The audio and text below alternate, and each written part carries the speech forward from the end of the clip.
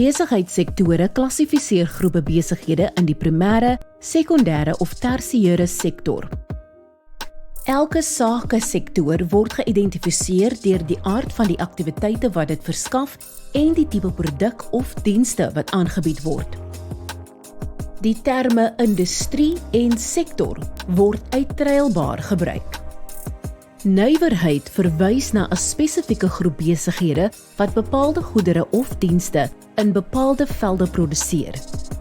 Primêre sektoraktiwiteite fokus op die ontginning of verkryging van natuurlike hulpbronne of grondstowwe. Voorbeelde sluit in mynbou, visvang, boerdery of bosbou.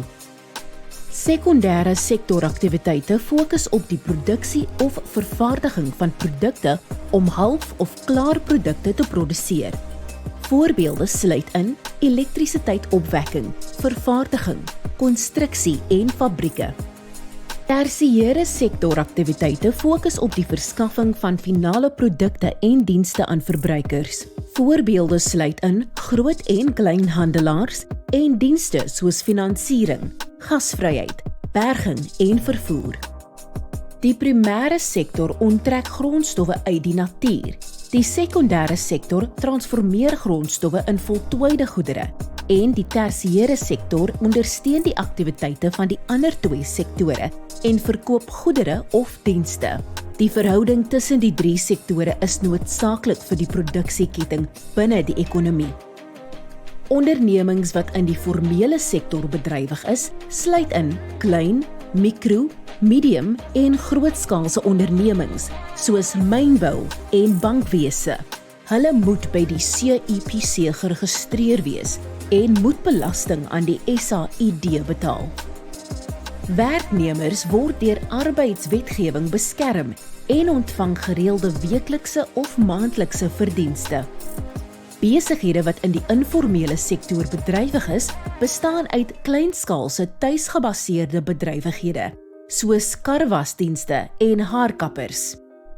Hierdie besighede is nie by die CIPC geregistreer nie en hoef nie belasting aan die SAID te betaal nie. Die Suid-Afrikaanse Inkomstediens, of die SAID, hul werknemers word nie deur die wetgewing beskerm nie en hul inkomste is onreëlmatig en inkonsekwent. Die formele sektor is belangrik omdat hul aktiwiteite by die land se bruto binnelandse produksyfers ingesluit is. Hierdie sektor verskaf ook werk aan hoogsgeskoolde, halfgeskoolde en ongeskoolde werkers wat almal persoonlike inkomstebelasting aan die SAID betaal. Die informele sektor is belangrik omdat dit 'n omgewing vir entrepreneurskap en selfwerksaamheid skep en bydra tot armoedeverligting in Suid-Afrika. Mense leer nuwe vaardighede aan wat hulle in staat stel om vir werk in die formele sektor aansoek te doen. En diegene wat reeds in die formele sektor is, kan hul inkomste verder aanvul. Die openbare sektor verwys na besighede wat deur die regering besit en bestuur word en sluit semi-staatsinstellings en staatsbeheerde maatskappye of ondernemings in. Dit sluit nie private maatskappye, vrywillige organisasies of huishoudings in nie. Die private sektor verwys na besighede wat privaat besit word deur alleenhandelaars, vennootskappe, beslote korporasies of winsmaatskappye wat in die formele en informele sektore bedrywig is.